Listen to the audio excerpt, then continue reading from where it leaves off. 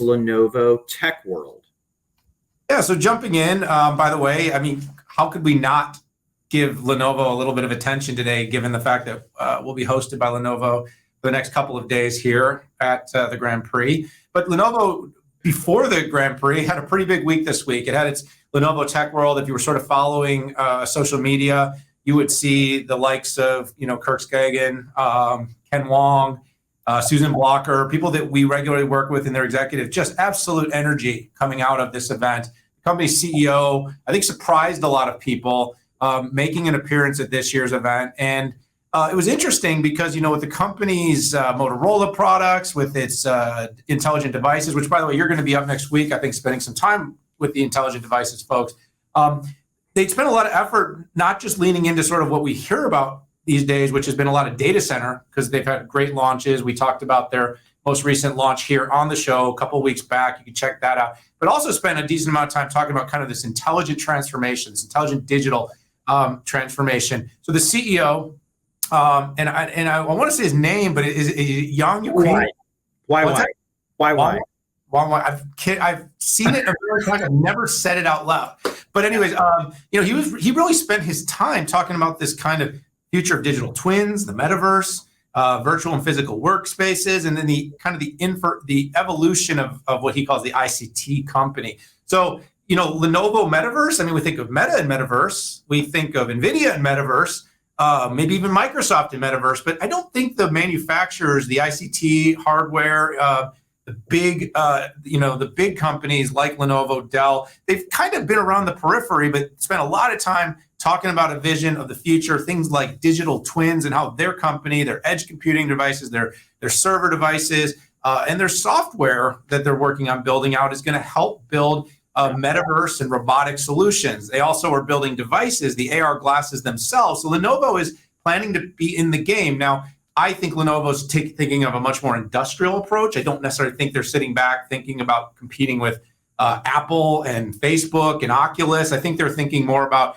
in a manufacturing plant, in a warehouse, the things that we've seen where, instructions and information is going to be presented. Also, the development of next generation collaborative spaces. The company's thinking a lot about how do we move forward in a post-pandemic world with remote work and hybrid work and create intelligent collaborative environments and hybrid workspaces. That was another thing that he spent time talking about, which was very, very interesting. Now, Pat, I think at the core, you and I know the portfolio of the edge and data center has absolutely been growing at a clip that could impress any analyst in this space.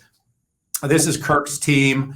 They've got a big enhanced lineup of Think Systems, Think Agile, Think Edge. They're running on both AMD and Intel. And that's been a big catalyst for the company's growth in these areas, Pat. But Lenovo kind of is one of these companies that sneakily and quietly continues to impress and grow and gain more market share. And, they're moving in a really great trajectory. I look forward to spending a couple of days with them here at the race, hearing more about the business. But it seemed like a really good Lenovo TechWorld. The executives, the employees, everything I saw on my social feed was encouraging. What they announced and talked about also piqued my interest. Lenovo is the only company on the planet that does smartphones, tablets, PCs, server storage, networking, software solutions, and cloud, and as a service. They're the only ones left. Huawei is no longer in smartphones, and it's so this is their once a year chance to tell the one Lenovo story that combines all of these together. Some of the high points for me, I'm going to spend next week with the intelligent devices folks in New York, but they came out showing a Motorola smartphone that you press a button on the side and the screen raises up a few inches. And I think that was I like to call it, and it sounds negative, but it's positive, a David Letterman stupid pet trick, which is, hey, I'm going to wow you with something that's just amazing. And it does continue to wow even to this day.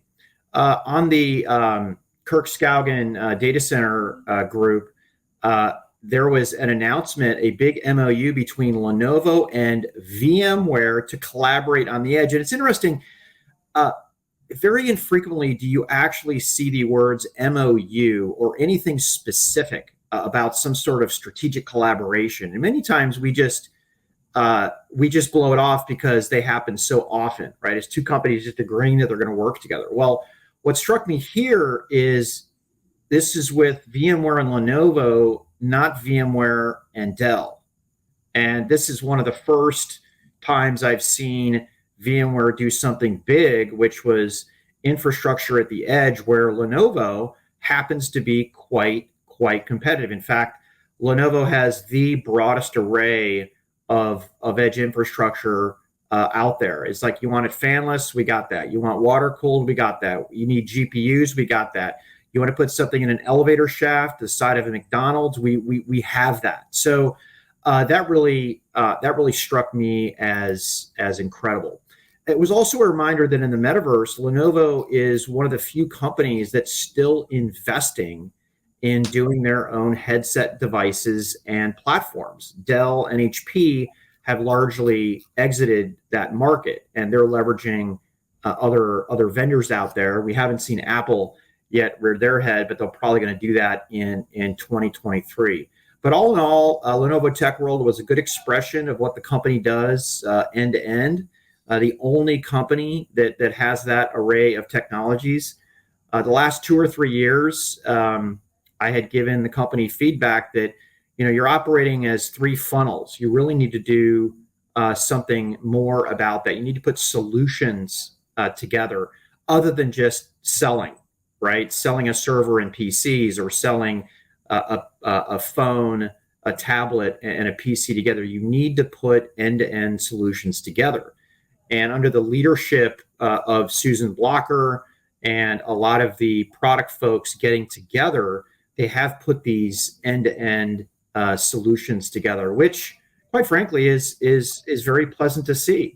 And I understand the previous 2 to 3 years, the company was trying to make its data center division and its smartphone division profitable, which they were big money losers before, but now all 3 divisions are profitable. And now you're seeing the investment of tying all those 3 businesses together and adding a 4th business on the services side, which has its own general manager. So all in all, really good.